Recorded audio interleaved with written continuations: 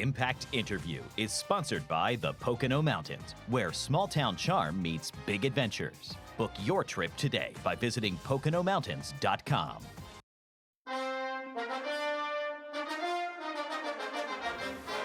Well, welcome back. This week, our Impact Interview is with Robert Gibbs. He's best known for being the White House press secretary from 2009 to 2011 and for being the communications director for the Obama campaign in 2008.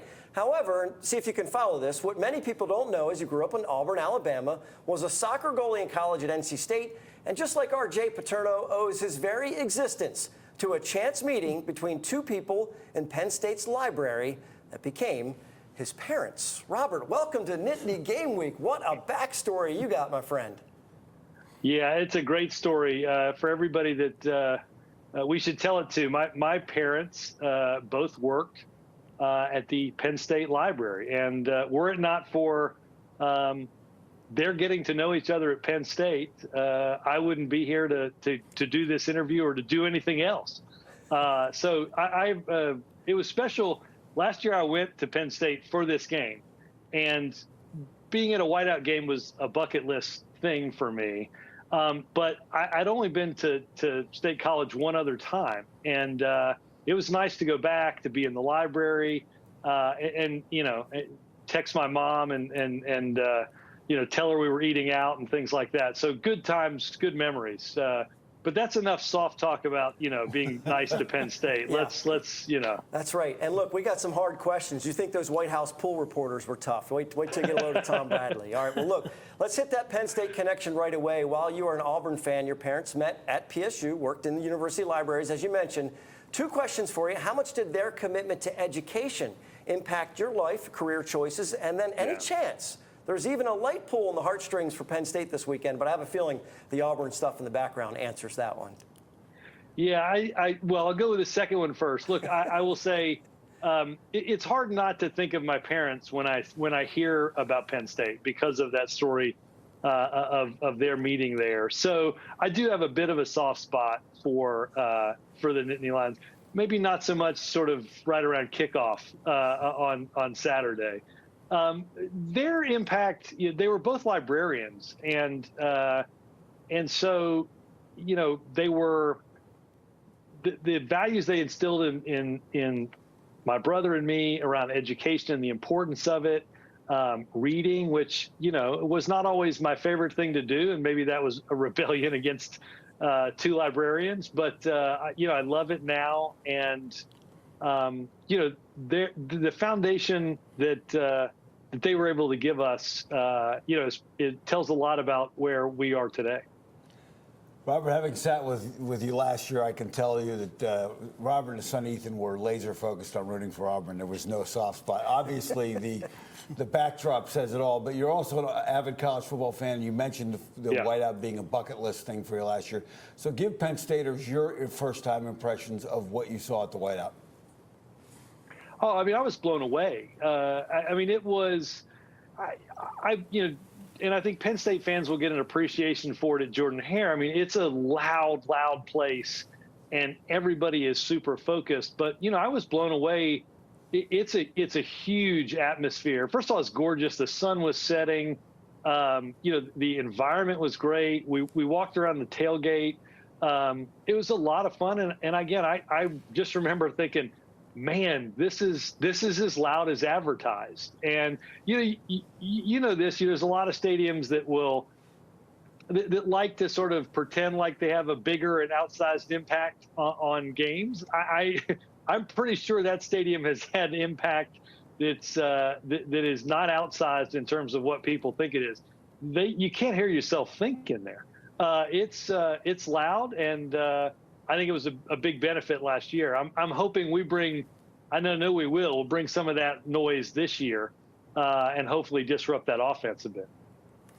Robert, Tom Bradley, I've had quite a few of those games at the whiteout there. It's a lot of fun, especially when you get on a roll.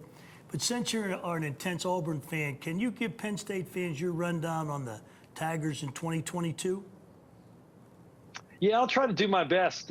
Look, I think it's going to be an interesting game. We've played we haven't had real strong opponents. I know you guys had Purdue in the first game. we haven't had real strong opponents yet. So I think I'm interested to see sort of what this team really has. What have they possibly been holding back? I think clearly the strength on offense, Tank Bigsby, and his backup, Jarquez Hunter, who, really a strong run game. And I think our offense, if we've got to establish the run, that sets everything up. I think it'll be interesting. We've kind of alternated quarterbacks for different series between TJ Finley, the transfer from LSU, and Robbie Ashford, the first-year player transfer from Oregon. So I think it'll be interesting to watch what's the role of each quarterback in this. I think our receivers got to really come, and our offensive line has got to help establish that running game. On defense, I think. And Jay, we were talking about this a little earlier. I mean, I think the defensive line and our linebackers are really the key. I think, man, having sat in the stadium last year, I'm still waiting for us to get pressure on Clifford. I think he was 28 for 32 last year, just kind of, picked us to death. And I think our defensive line has got to get some pressure because our secondary is pretty young. And then the old adage too, like we've had a couple of games so far, stupid penalties, dumb mistakes, and I don't think you can make any of those against Penn State. Well, Robert, quarterback play could be a key Saturday night, as you mentioned, but looking at your own career, much like the quarterbacks this weekend, you're a vital player as a soccer goalie at NC State. And when you think about it, it's just you in front of a bunch of people throwing stuff at you. So how much did handling that pressure, that spotlight, help prepare you for the intensity of a daily White House press briefing? Yeah, a lot of people have said that could be maybe that's the perfect training, right? Having everything come at you and just be standing there as the sort of last person. I will say, first and foremost, the opportunity that I had to play college athletics and what it taught me for 4 years, lessons that I continue to use in both my professional and personal life, the connection. There's still a text chain of our teammates from way back then. We enjoyed some great success. We won an ACC championship. We made it to the Final Four 1 year. So I have just nothing but fabulous memories about what college athletics taught me. Being responsible and all of those things, those intangible lessons. But yeah, nothing unfortunately quite prepares you for the White House briefing. And I can remember literally a voice in my head in the middle of the first one that I was doing. This voice was saying, "Wow, you're really doing this." And it was almost like another voice said, "Focus, you're going to mess this up." So there's a lot of pressure. I mean, all those TV cameras, the thing you don't want to do is make a mistake. And a little bit like being a goalkeeper. Well, this one is maybe the toughest question you've ever faced. Okay, so be ready. If Auburn could bring back Paul Bear Bryant to coach the Tigers to face Nick Saban, and you give them equal teams, number one, first, would you allow Bryant to coach Auburn? And two, who wins that game? Let me substitute Pattee for Bear Bryant. Maybe not. See, typical. Maybe not equal, right? I'm going to hold you to this one. I think you'd have to give the advantage in this era to Nick Saban. He's run a fabulous program. If we had, if you give me Bo Jackson and sort of Bear Bryant's decision to run the ball 45 times a game, maybe then I would take that. But it'd be a fun game to see. And I will tell you, I remember one of the things that's unique about Alabama, we don't have a pro team in any sport. So on that last Saturday in November, when Auburn and Alabama play, that's the biggest moment in the state for the whole year. I mean, everybody talks about it. That's a game you talk about every day and you play one day. And boy, I remember as a kid, when I first got into watching college football, we'd had a few good games against Alabama, and maybe we'd be like competitive in the third quarter. And one of the things Penn State fans hopefully will get a chance to see when Auburn wins on Saturday is we'll roll Toomer's Corner with toilet paper. And I could remember as a kid feeling competitive in that middle of the third quarter against these Alabama teams, and we hadn't beaten them in like 10 years.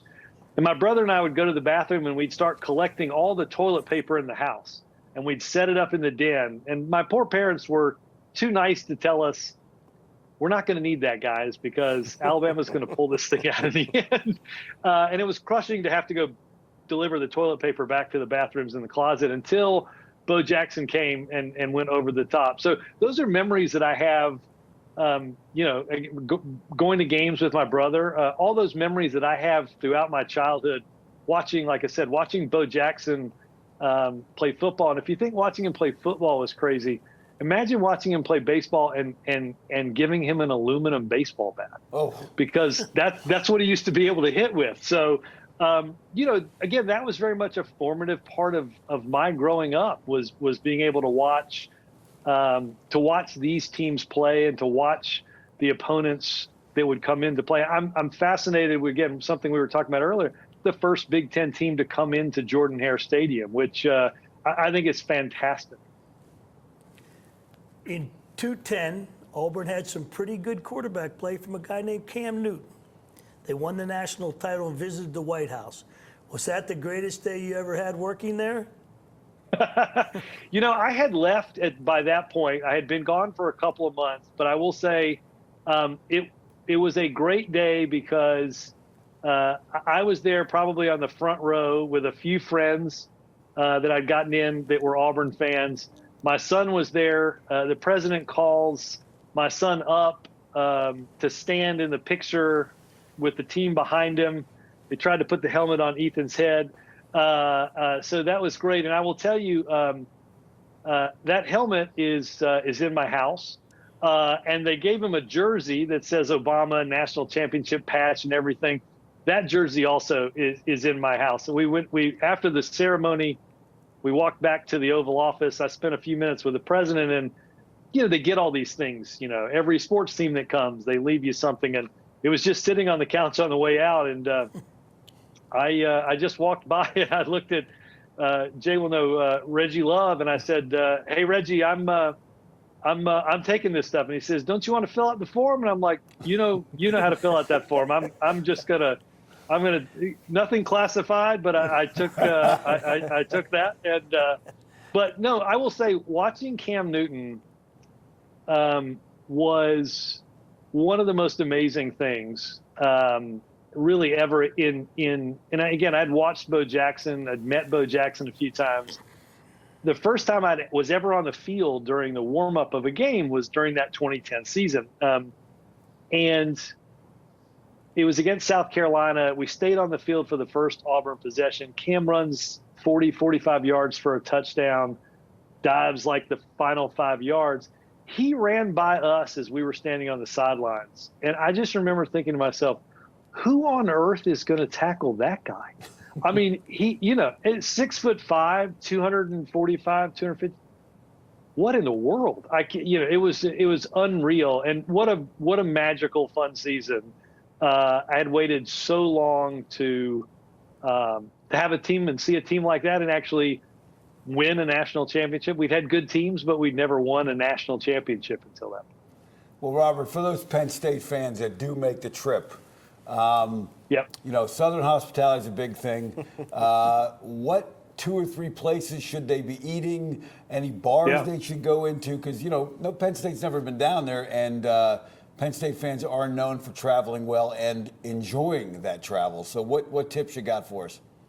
Yeah, I would say a couple of great places. If you can, there's the best restaurant in town is Acre. You can't beat it. Get the peanut butter pie for dessert. Bow and Arrow Barbecue is a little bit related to somebody that was at Acre, now runs that. That's a great barbecue space. For tradition, Toomer's Corner, right in the middle of town. It's an old school drugstore, Toomer's Drugs, and they'll make you lemonade. They'll squeeze you some fresh lemonade. That's a great sort of tradition to do. And the campus is just beautiful to walk around. So those are the couple of places I might hit if I'm headed down from Penn State. Robert, I made some notes. I'm heading that way, so I'm already thirsting for that lemonade. Thanks so much. I really appreciate it. And I got to tell you, all the best Bo Jackson stories are baseball stories. I mean, unbelievable stuff. And I don't know if it's true. I don't know the campus well enough, but I'd heard like it was like a spring or something, and a home run ball landed into the practice field as they were playing football or something. And they're like, "Where did this come from?" And they're like, "Well, that was Bo Jackson was at the plate." Yeah, there's great lore about that, baseball and football. But just a remarkable athlete to watch, and the joy of watching that. Like I said, as a kid, sitting in with my brother in Section 1, watching that, just a real thrill. Yeah, awesome. Well, guys, anything else? That's it. Thanks, Robert. Thank you very much, Robert. Appreciate it. War Eagle, guys.